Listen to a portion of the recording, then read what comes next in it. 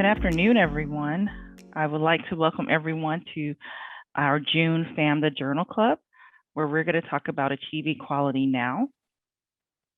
If you bear with me, I am on Central Time, so making sure I'm at the right time, which it says 11 a.m., but just trying not to trick my mind. So I do know it's 12 p.m. and we are going to go ahead and get started. So I want to share with you.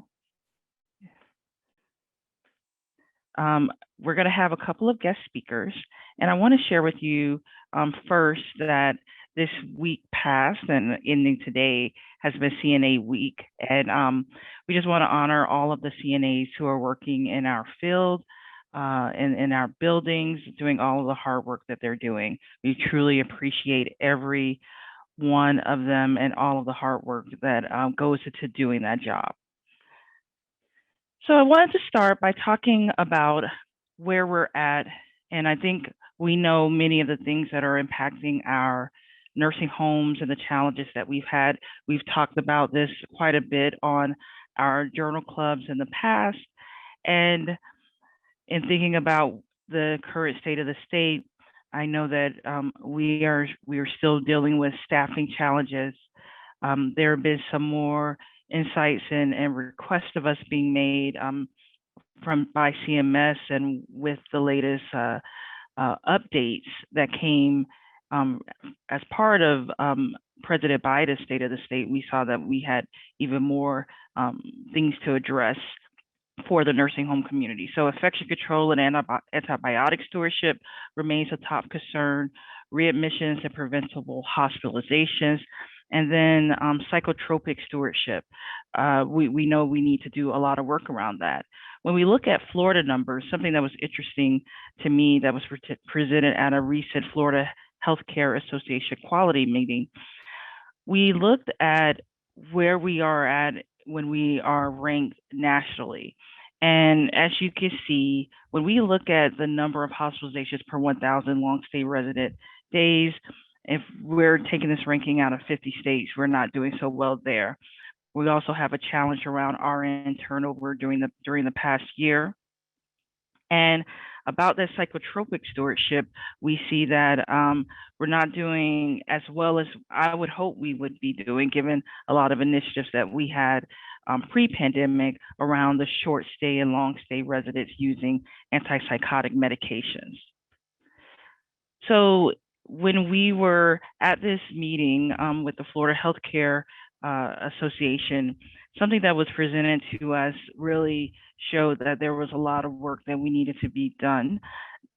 And our QIO addressed reducing emergency department visits, readmissions, and infection control. And for Florida, what was really alarming was that we were at the upper level for all of those challenges. So we know we have a lot of work, and I think that is something that we've been talking about endlessly. But I wanted to really bring into light, what we're going to focus in on today, which is about how do we achieve quality now. We have a lot of strong leaders in the state of Florida working on these issues every single day. And I wanted to bring them to the floor and have them have a discussion with us about what do we need to do to achieve quality now. And I have both Lynn and Amina here, and I'm going to allow them both time to introduce themselves. I'm going to stop sharing. And Amina, why don't you go first? Well, good afternoon. Good afternoon. Thank you, Dr. Sanders. Thank you for having me. Thank you for everybody that's on that Zoom right now. Thank you for joining us. My name is Amina Dubuisson. I am the Vice President of Clinical Services for Ventura Services. I also serve as the chair of the Florida Healthcare Senior Clinician Group, and also the vice president for FADONA. So it's a pleasure for me to be with those strong leaders, Lynn and Dr. Sanders. Thank you. And Lynn, why don't you go next? Hey, thank you very much for the invite. I'm looking forward to this discussion. I am currently a consultant pharmacist with Polaris Pharmacy. I'm also an assistant adjunct professor at Nova, where I teach geriatric pharmacy. I also teach the geriatric initiation course for Nova, and I'm part of the quality cabinet meeting. I've been an expert witness. I also have been chosen to help do the NAPLEX examination, review questions for the boards. And I lecture for FDANA, Florida Healthcare, a lot of different things, and just looking forward to this. Perfect. And before we dive deep into discussions, I want to share something that Lynn shared with us. If you give me a moment, I'm going to bring it up. And Lynn, you tell me where you want to start with this and when you can see my screen. Oh, I can see it. Yeah, you were sharing some things about the challenges that we're seeing around deprescribing and the fact that this is a real issue when we think about readmissions. So I'm going to start from you, and you tell me to just advance or go down and maybe walk us through what you've been finding. Okay, absolutely. One of the biggest challenges for readmissions, particularly from a pharmaceutical standpoint, which ultimately is a lot of what the readmissions are surrounded by, is deprescribing. And with deprescribing, what we're trying to do is decrease related problems, decrease the mortality, obviously, decrease the hospital readmissions, falls, things like that. These are all things that increase hospital readmissions. And then we're trying to increase the quality of life and functional status. So you can move on one. Now, whenever you have any kind of a program or deprescribing, whatever it is you're doing, there's always going to be challenges to that. And the guidelines, if you look for medications, are actually published to start medications, to begin therapeutic treatment, not to end it, not to, start gradual dose reductions and get rid of it. New disease conditions require newer and more expensive options. We don't have a lot of data on some of these new medications that are coming out and how the patients are responding to it. And to be honest, the pharmaceutical industry doesn't fund deprescribing. Prescribers may be concerned about legal implications, like what happens if they do a reduction or deprescribe and then the patient fails, or so a lot of education needs to go on that. And psychiatry, they're actually being reimbursed per resident and per regime. You can move on, please. So when we're addressing polypharmacy, the WHO has a prevalence of inappropriate meds anywhere between 11.5 and 62.5%. That is a huge number, particularly in the long-term care, the elderly people that a lot of us are treating. Polypharmacy is a major problem. A lot of times we end up giving a medication and then treating a side effect of the med with another medication. So that's something that we're always looking at. There's a greater risk of adverse drug reactions. And then that's where I was talking about that cascading effect. We give a medication, the patient gets loses cognition, sleepiness, whatever the case is. And then we end up giving another medication. The patient may have a fall. It's something that, as a consultant pharmacist and prescribers and nurses, we need to be aware of. And the symptoms of polypharmacy, sometimes I think we're looking at this, be confusing it with aging. We say, oh, the person, they're older, we expect it a little bit, they're going to have a decreased cognition.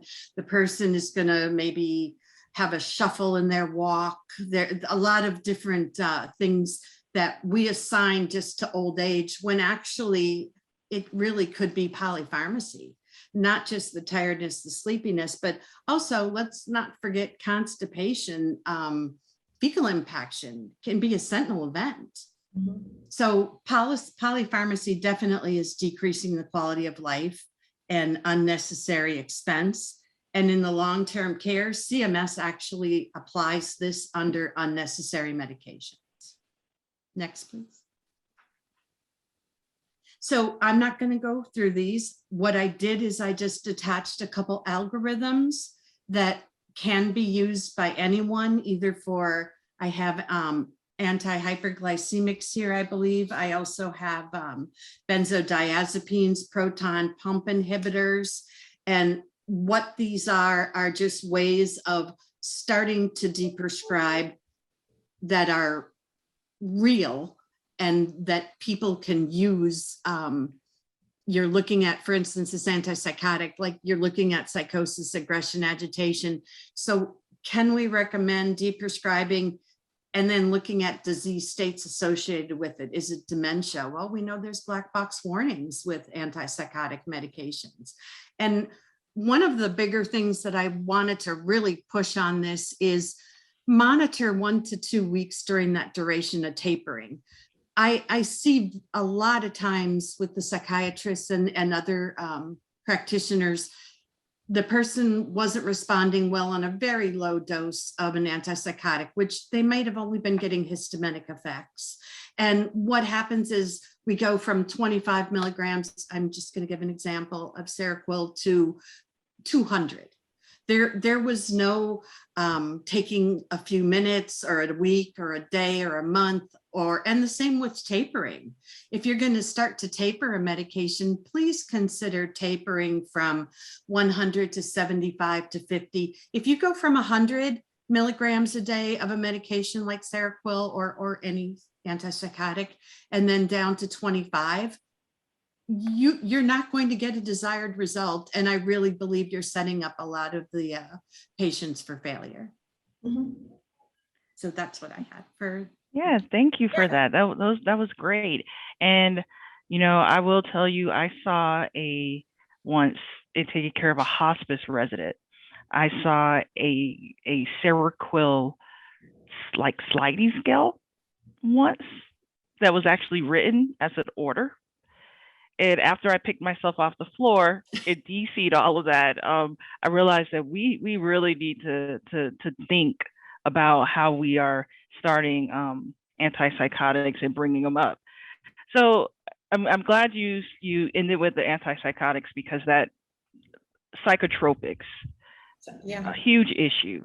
Something that, as you saw from those leading quality measures, we're not doing well on as a state. We've seen articles in the New York Times talking about, what are they giving my mother? All these things that are picked up by the media that they don't understand really. Billboards. Unfortunately. Yeah, billboards. Now, saying, if you drive around Florida, yes, anyone who's not from Florida, come down. You could just do some sightseeing with our billboards talking about that your parent get the wrong medication, where they prescribe the benzodiazepine or antipsychotic. What do we need to do to really educate not only our when I say facilities, I mean everyone in the facility. So not only the nurses, but the providers, so that we can get in front of this and really reduce antipsychotic use, inappropriate antipsychotic use. And I'll direct that to Lynn, and then Amina, I'm going to ask you to jump in. Thanks. I'm sorry. One of the big things that I have done, I also have some slides on the psychotropic stewardship, but one of the biggest things that has been very effective is educating the psychiatrists, and as well as the attending physicians. I've been having a lot of roundtable discussions at, if you go to Morton's or you go to a nice place, the physicians tend to show up, and then I have a live audience, captivated audience, and they can't go anywhere. But that has been very helpful. And when we get to the psychotropic stewardship portion that I have had a lot of success, going from anywhere from 26% of antipsychotics down to 4%. So I'll share that with you in a little while. Perfect. Amina, any thoughts? Oh, yes. Psychotropic use is a big challenge for us in long-term care. It is huge. It comes from the patient coming from the hospital that they were on so many different med, and then they come to us and then getting the psychiatrist to see, okay, what is really this patient need? Why do we have this poor elderly women or men and having household PRN? You know, we don't need those things to just handle. We know how bad it is for the elderly. So, and put them at risk for fall, they get more confused and everything. And then now we have to figure out what's working, then find what's working and maintain it. So it's like the whole work end up on our shoulder, because in the hospital, that was not the priority. They go for either a hip surgery and something else.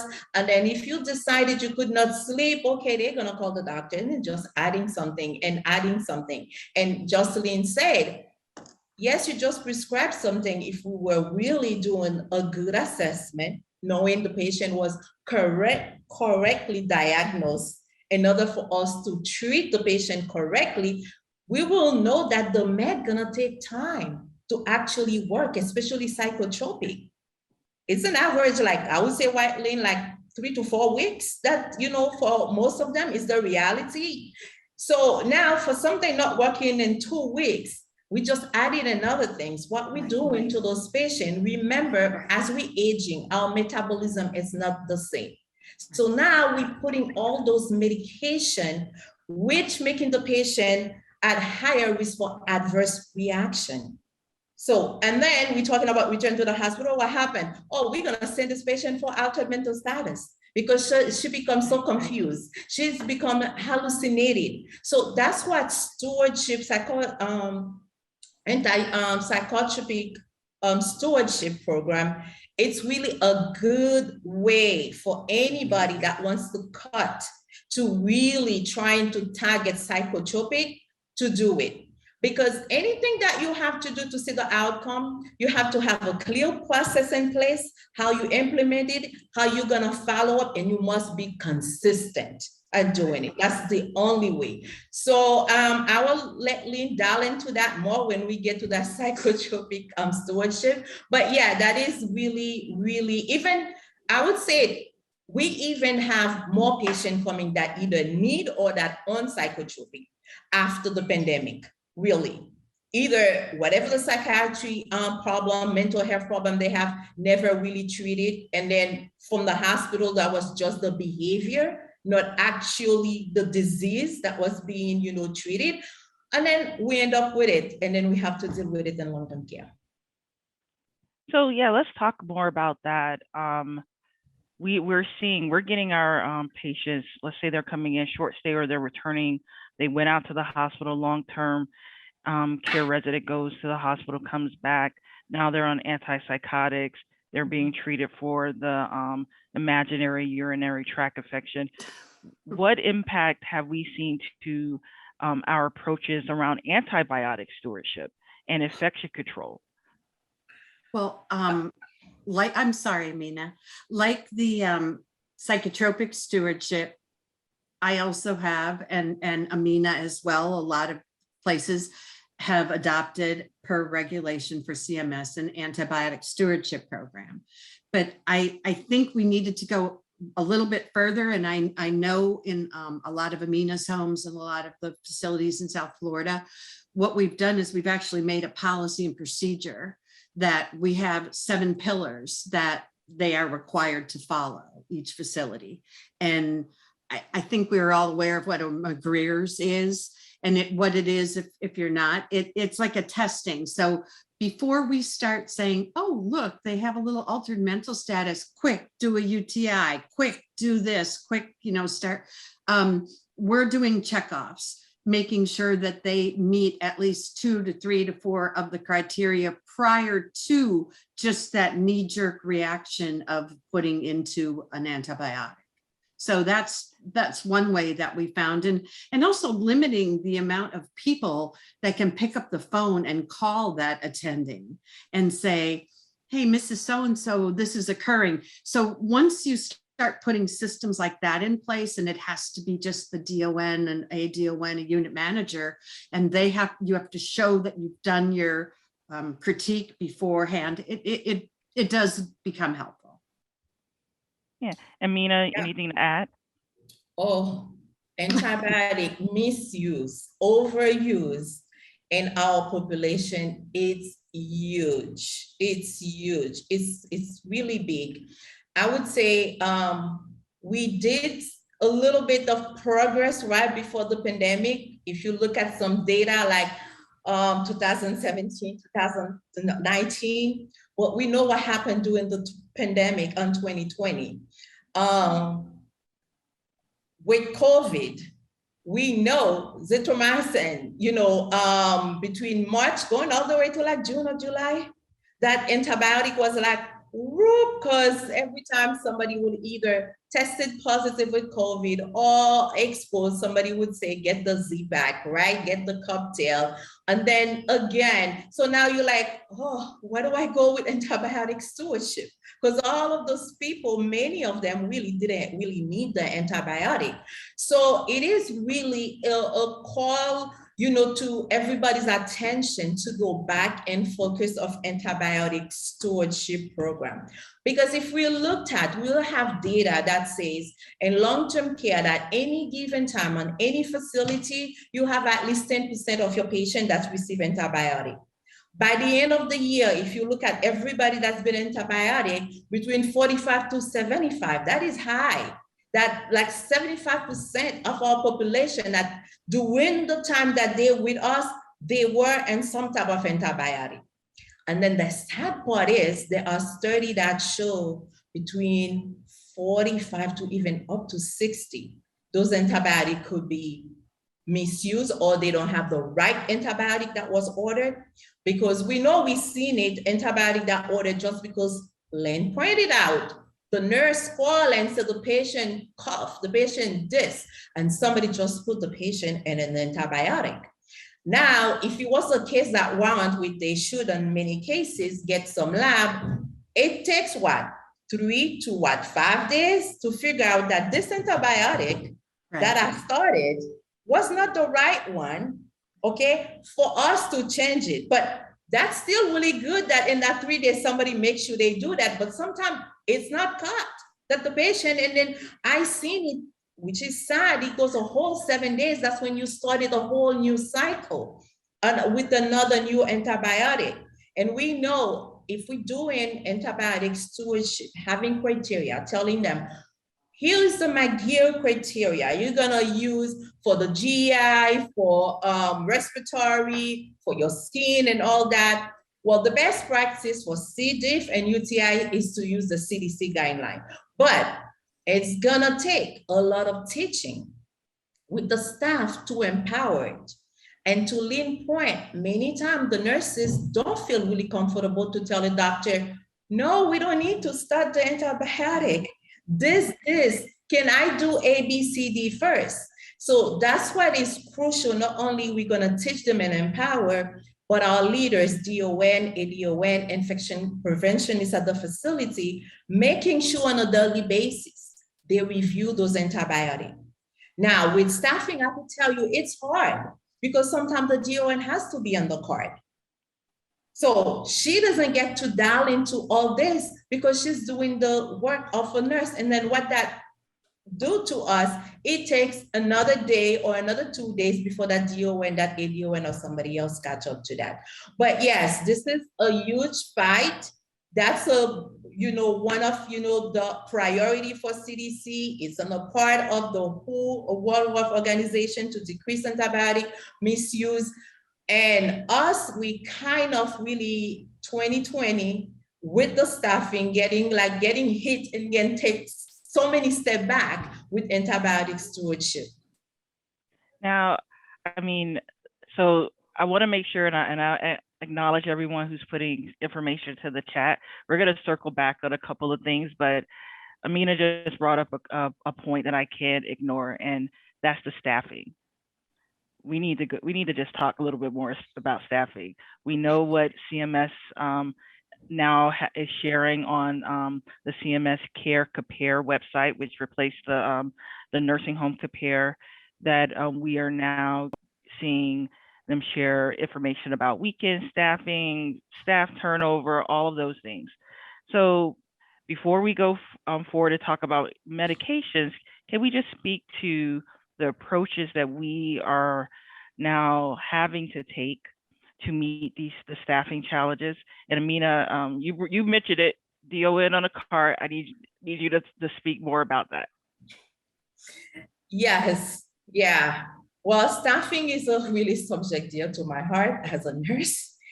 Okay, we know as of April 16, the governor signed a new law with the new staffing requirement that we know Florida Healthcare did support. And when I understand what was the goal behind it, as a clinician, I see a lot of things that we could do with the new staffing model that, you know, allow us to include direct care hours of other professionals that provide direct care to our staff. Now, you have people that read the law and seeing one way and not looking at the whole big picture. I'm always asking people to please very careful.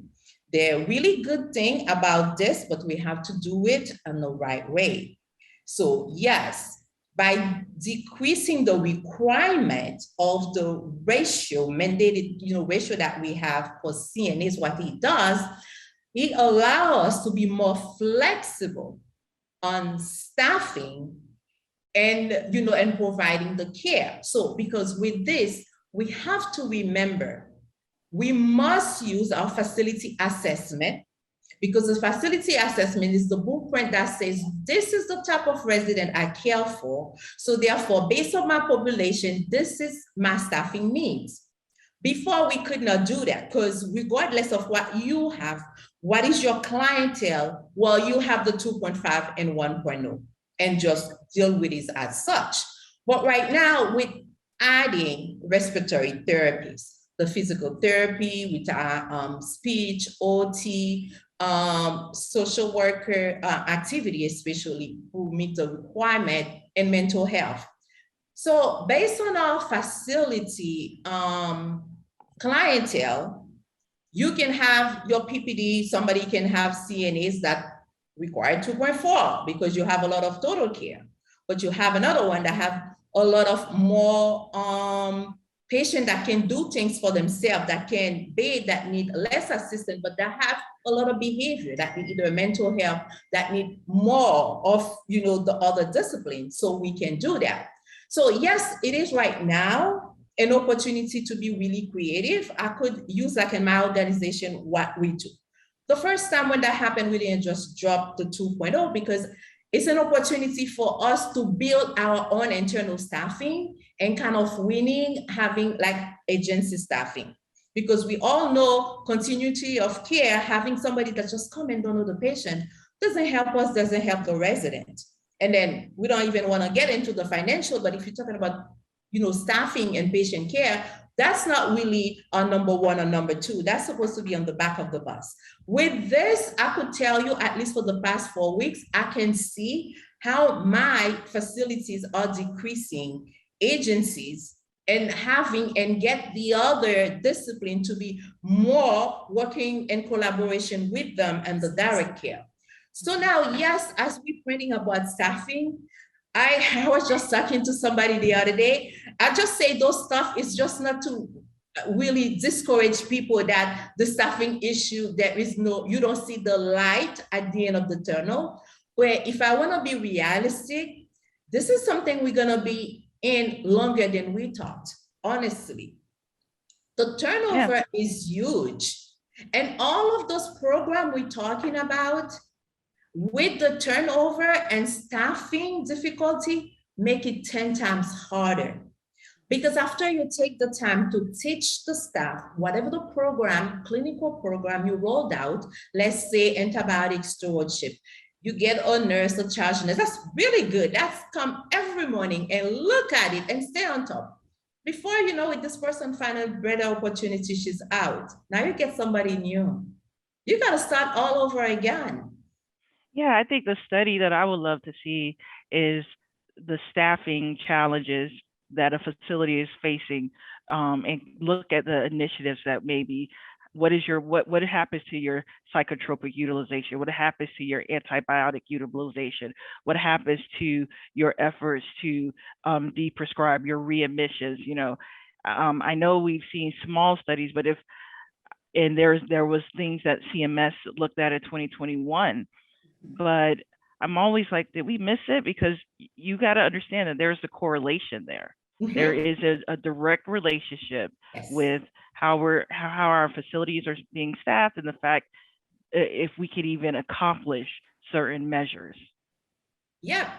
No, I agree with you. I mean, if we take the time, I mean, I seen it sitting down doing operational meetings with my facilities. You can tell sometime, even before somebody said something to you, you can turn around and go, what happened? Because sometimes I would be like, wait a minute, this unit, when I look, whatever the evaluation or whatever used to be good, and I would call, oh, what happened? Oh, yes, we have a new manager. She just started. We haven't allowed. Oh, this is what happened. I think that looking at it like what's happening, because it keeps happening. I wonder, and Lynn, I'll direct this to you first. How do we, thinking about the way healthcare is going, how do we collaborate more with our colleagues on the other side of just maybe sometimes the highway in the acute hospitals, as we're making these transitions, so that we don't have individuals on 5 doses of Haldol, Ativan, POs, Seroquel, all these different things that we see coming in when we're evaluating those medication reconciliations and trying to figure out, wait, what happened? So how do we collaborate? What should that look like? One of the things that we have tried to do through one of the universities here is use the residents that are in hospitals that are near areas where the nursing homes are. They're actually reviewing medications prior to the patients being sent to the nursing homes. And that's actually a very useful tool. You've got a pharmacist, he's a resident, and he's making calls either directly to the consultant pharmacist, to the physician, and making his recommendations. It might sound like a very small thing, but I got to tell you, the first couple of times that I got the call, it was like, hallelujah, because, somebody actually caught it prior to the patient going into the facility. The patient might have received anesthesia and maybe they had a little psychosis coming out or whatever the case was. They get admitted to the facility on this, and then you have somebody giving you that info saying, hey, I just heads up, this person was never on this before. Here you go, it's coming through. That's one way to collaborate, is by actually using people that, are educated and can help. The same with the medical interns. I think this might be a good time to share your psychotropic stewardship. Do you want me to bring that up? Sure. Yeah, because I believe on here, and I'm going to make it bigger, people. I don't know if I can make it any bigger than that, unfortunately, but there was something about proactive assessments. Right. Mm-hmm. Was that the first page you had? I don't think so. Let me go back. Yeah. There you go. That's it. So yeah, tell us what you're doing here. Okay, so a psychotropic stewardship program is a program that I had seen some questions in the past if we had numbers on implementing these programs, and I absolutely do with facilities that have adopted this. And I won't say the facility names, even though I think they would be honored. They have gone, like I said, from 26 to 4%. We did have an increase during COVID, and that is because a lot of these residents, I use the term empaths, but the residents are very sensitive to the feelings and attitudes and anxieties of the staff. And when the staff during COVID was, scared, fearful. We were all confused. The staff was picking up on that. And therefore, you would see a lot more anxiety and a lot more behaviors coming out. So what we did with this psychotropic stewardship program is to make it just like the antibiotic stewardship. These are policies. Once you make a policy, it kind of locks you in to try to keeping it going. And with the staffing problems that we're having, I tried to keep it just to the relevant people. So it would be like the psychiatrist, the consultant pharmacist, the director of nursing, the attending physician. And then there's statements of commitment that this is the things we're going to do. And if you would go to the next one, please, Diane. This is just another example. I gave you a couple different examples of policies that you could update, but basically it's saying this is what our facility is going to commit to. And the next one, please.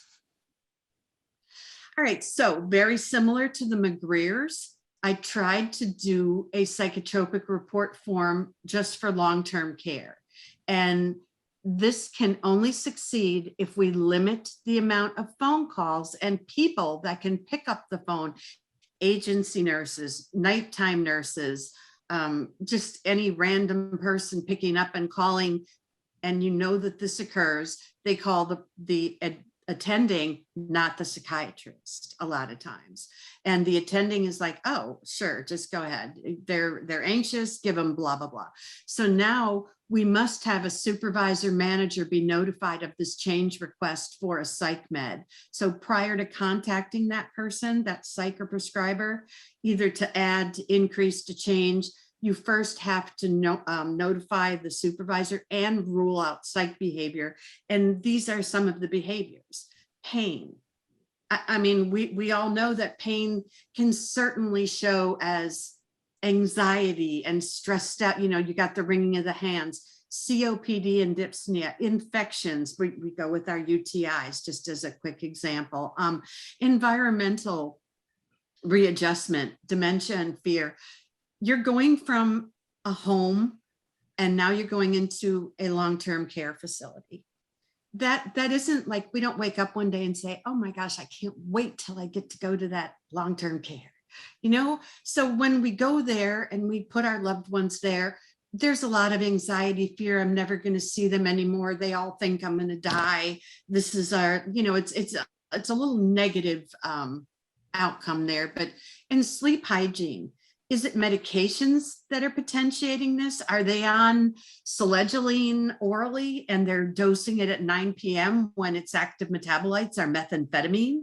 Are we giving Prozac, which could be a activating medication, and they're getting it? Just examples. So we really want to look at all these things, including doing TSHs and, checking their diabetes, investigate and determine that the resident doesn't have any of those prior to. Then non-pharmacological. I don't think we talk about that enough in nursing homes, that there are a lot of other things other than medications.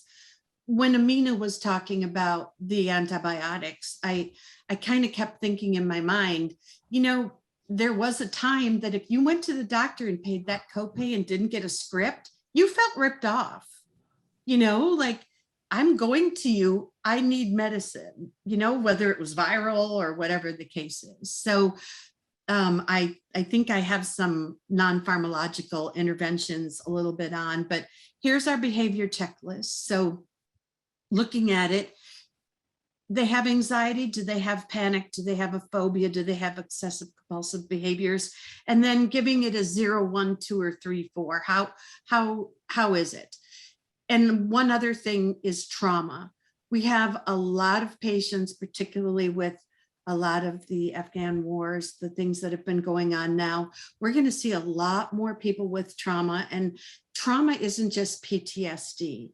Trauma engulfs a whole myriad of things. And something that I just quickly want to share is we see a lot of elderly patients in their 80s, 90s, when they were traumatized, perhaps when they were little, whether it was psychologically, physically, sexually, there wasn't a lot of sharing and going to the psychiatrist. And, you know, that kind of a trauma doesn't just go away. So knowing your resident, even through changes of staff, you see that a resident is really acting out when a mail comes in and it's dark at night or something else is occurring, then maybe we need to, rather than give them an anxiolytic and try to chemically sedate them, we can limit the amount of men that are going into the room if that's the trigger. It's just an example. And I just want to give one quick other example. There was a resident in one of my facilities that, very even-keeled gentleman, but boy, at 9 o'clock, when it was shift change, it was dark outside, he would just try to climb out of bed. It was almost like an exacerbated sundowners. But instead of just putting him on an antipsychotic, what they did was they had 2 people go in the room to see what was occurring. He was on the bottom floor. He was a war veteran. And when people were leaving the building, the red lights, the white lights, people saying, "Hey, Jim, see you tomorrow." All he heard was things that were bringing him back to a war zone. So it was as simple as blacking out the window at night and the behavior stopped. So getting to know your residents, but also creating some type of a forum for your staff just to help guide them. So even if you do have a new nurse and you say, okay, here you go, just if you see the resident acting out or doing behaviors, give us this, and then prior to contacting anybody, let us know and we'll go ahead. Could I see the next screen, please? Mm-hmm. And here is a failure mode and effects analysis. It's the FEMA. And what it does is that there's a myriad of ways to do this, but so I'll give you one example here as a step in the process. You see a new onset or worsening behavior that's noted in the resident. Now, you have to be very honest with yourselves when you're doing this. This is not for the state. This is not for anyone else, but for your own building. So what would be a potential failure mode? That the nurse failed to implement possible non-pharmacological interventions. Maybe they're in a room where a person is screaming all night long and they can't sleep, or just as an example. So why would that potential failure occur? Because there's not a lot of time. People don't have time to be doing these things. So what's the effect of that failure? Inappropriate intervention.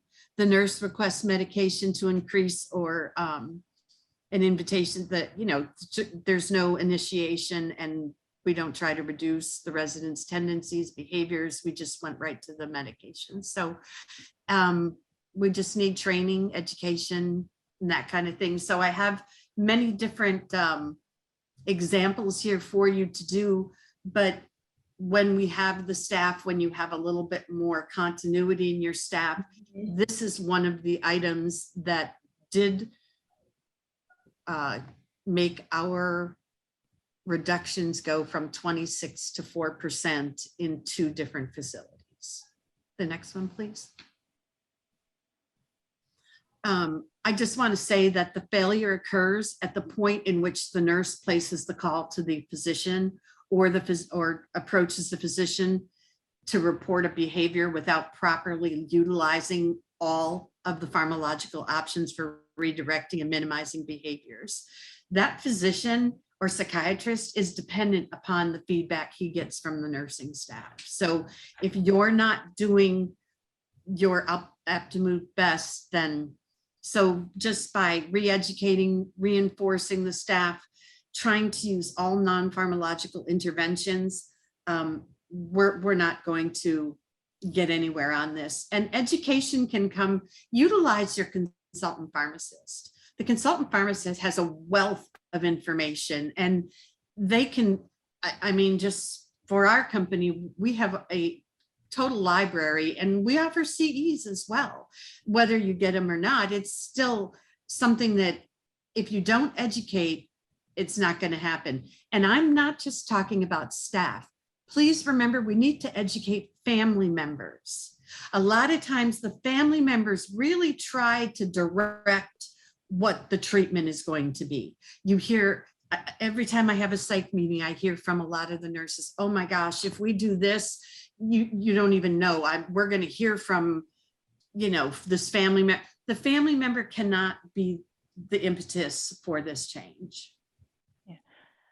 Thank you for that, Lynn.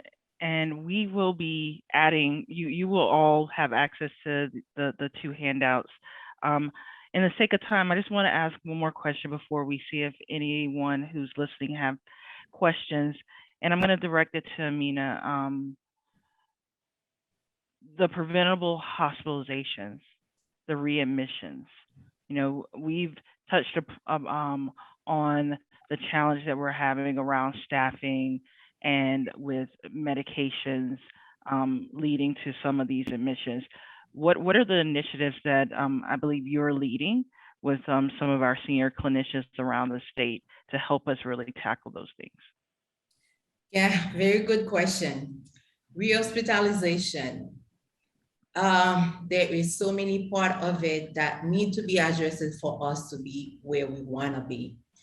Like Lynn touched a very key component, it's family members, because sometimes they are the one pushing to send the patient to the hospital.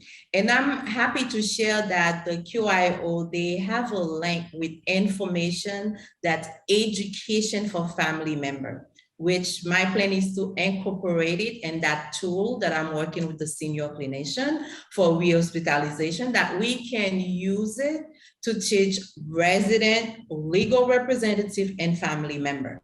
So they can understand that we're not doing the patient a favor by something that we could treat in-house and we send the patient to the hospital.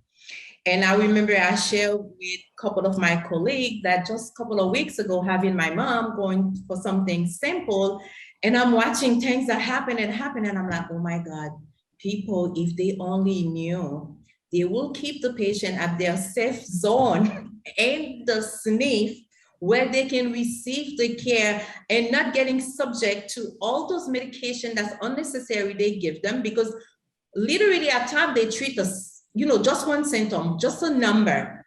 And then with the elderly, it comes so many other adverse, reaction event that they're gonna experience. So return to the hospital, what we're doing is really trying to partner with education, using a tool that we have from 2009, we have the e-Interact, and we know we use it and see it is a good tool if you use it the right way, you use it consistently and do the proper QA, QI to track and trend and see, okay, this month I have 10 return to the hospital or 20, whatever your number may be.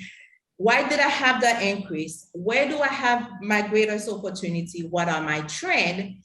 Then you can go back and circle with the staff, do the teaching, do the follow-up. And also it's good, I would say, for return to the hospital, even if it's on a quarterly basis, have a meeting with your physician, with your medical director being your support system, explaining to them, not because somebody called you at 10 o'clock at night and you're like, okay, just transfer out, or it's a Friday night or a Saturday, send it out. But my clinician, also I say, I put myself in that position. If the clinician that called me don't give me enough information to do a proper, assessment of what's going on. So you think the safest thing is to send the patient out, and that's where the S-bar came on, where the nurses, if they come, they get ready, they get the proper information to give to the physician. He helped them make better decision than sending the patient out. So yes, we know staffing, once again, it's crazy, but by not treating those patients in-house, we're getting more work, because as a nurse, it'll take a lot of work to do the paperwork, send the patient out, and then the patient went out, end up staying longer than even expected, come back and take another 3-4 hours again. And then now you have somebody that come that has whatever decline in another area that we're gonna have to deal with. And if we don't even want to go there, it's the penalty with CMS. So it's on our best interest and all the way through to work our medical director, our pharmacist, our physician, and the interdisciplinary. When Lynn was talking about the psychotropic, what comes to my mind is like, sometimes we're having those meetings, those interdisciplinary meetings. We don't have the CNA that's with those patients every day. So instead of having that ad event, that CNA have things they could share with us. Because I have a story, I'll say quickly, one a patient that was so non-compliant on so many meds because of his behavior. He was really bad. But until one day doing round, the administrator find out that he lost painting. She went out, get all the stuff for him to paint, and he didn't used to go to activity. So now when it's the painting time, whatever, he comes out. There was a night they have him expose his own work.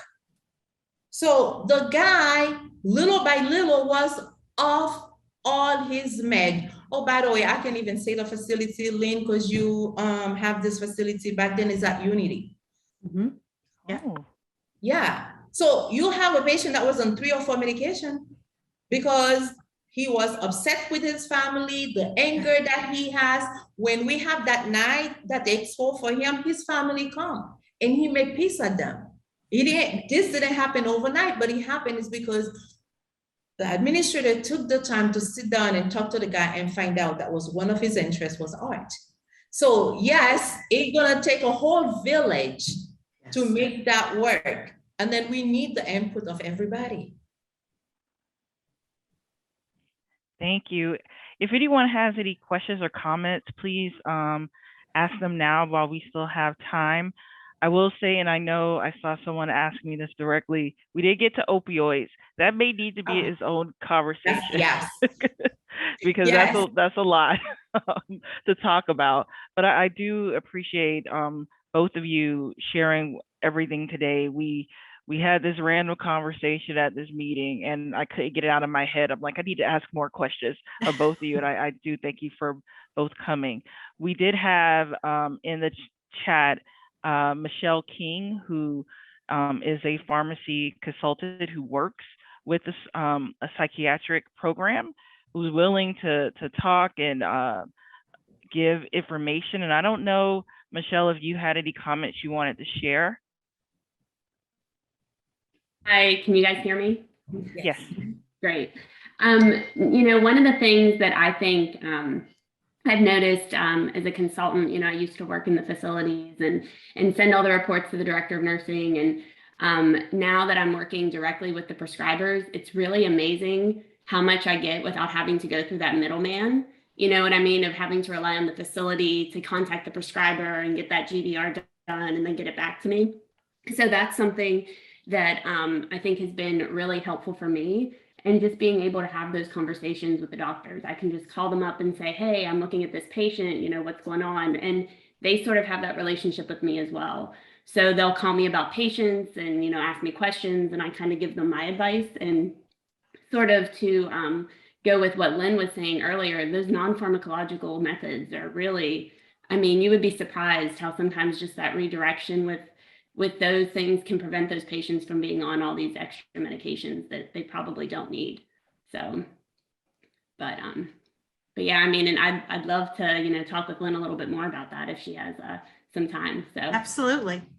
Yes, and I think we have your email address thanks to, I believe, Stephanie. I believe yes. that's who put it in there. So we'll definitely get that to Lynn. We had another comment about the keeping residents in the SNF when clinically appropriate is so important, and the SBAR communication with the provider is a great idea to reduce unnecessary transitions. I will definitely speak up about that. When it was always easier to make the decision when I had the most information to keep to understand what was going on, and I understand the anxiety that some clinicians may have because they don't have eyes on the patient, but you know, when you think about it, certain things that you order, even when you're taking care of someone in an inpatient setting, you may get that call many hours after you rounded on a person. So you have to trust what the information that is being presented to you. So I think that we need to think about that in a way. I love that we're educating our staff to really give that information, because if I know and I'm getting all of their vitals and I know that that nurse knows that person much more, then it really starts shaping a plan in my head. Okay, what can I do to keep him or her in this facility? How do I approach this? What do I need to do? And even from the moment of admission, where you're getting all of those, you're getting that list of medications and you're hearing people read through, there's something that usually pops up in your head where you're like, wait a minute, what are they on? Why are they on this medication? Wait, go back. let me hear what was the logic in starting them on I am Haldol and IV Ativan and all of these things, and keeping it when they come to this facility, like, well, and knowing that we can't keep it. So, doctor, can you give me a Ativan PO order? It's like, wait, no, I can't. I cannot do that for you. Let me figure out what the logic was. So I think the more that we are educating each other, educating our clinicians, educating our staff, and I love Amina, you said the CNA wasn't in the psychotropic meeting. One of my favorite meetings was the psychotropic meeting with the pharmacist across. Usually he sat across from me, and we would do this crazy banter. We're like, all right, how many things are we gonna stop today? And we would have people like, if the unit manager couldn't tell us what was going on, then I want to know, can we get the CNA to come in and share it? And we'll table that until we can have that conversation. We need to get back to that. And I think that'll help us, because when people know how valuable their roles are to taking care of our residents, I think it helps to keep everyone engaged and interested in their roles. And we really need to start thinking about empowering the nurses, the CNAs, because everything that they do is vital. And I know I'm on a soapbox. I'm so sorry. Can I just add one thing? Yeah. I just wanted to say that we need to not be afraid to talk to the family members, and particularly with psychotropics and antibiotics, but psychotropics especially, when as a consultant pharmacist, we have these psych meetings and we are one-on-one, and we even include the social workers in the psych meetings, because trust me, they are a wealth of information, as far as admissions and what they know, as well as the CNAs and things. And it doesn't get to be a big meeting, but you can't be afraid of the family. So we like to have the families come in, particularly when we're trying to get somebody off of diazepam 5 milligrams at bedtime for sleep, and little tricks that I've learned is just to say, well, do you mind if we try clonazepam 2 milligrams HS, but if it's too strong, we can put you back on the Valium. It's a lot of it is just suggestive, but knowing of course that diazepam is much longer acting. But when you're just telling them, hey, can we just try this and see how it works? And, explaining to the family members why it's important. And like you said, I just love so much when you said we need to make people feel that they're making a difference, that they have a mission, that they are important. They're not just some person to go up and sweep the room or give a bath. Yes. And I agree. The family needs to be involved. And you can, by just sitting down with them and reviewing the medications that the resident is on, you can, not only do you learn more about that person, if someone was to tell me, oh yeah, mom always did that, and I tell my kids too, I say, listen, if I'm ever at a nursing home and I ask for sushi in the morning, I need you to make sure everyone knows that is normal for me. Eggs in the evening is normal for me. I don't need an antipsychotic. I don't need to have a drug. But it is really important when someone would tell you, oh yeah, no, mom used to take long walks at this time, or dad, I think I once gave an example of the dad who was a doctor who would make morning rounds and wanted to come out and talk to the nurses in the morning because that was what he remembered doing. And so I think that we need to have those conversations. I completely agree. And I just thank you both for joining me and having more conversations with me. This has been wonderful. Thank you very much. Thank you for having me. Thank you. Thank you both. It's been great. Have a great day, everyone. Yeah. Thank you, everyone. Bye.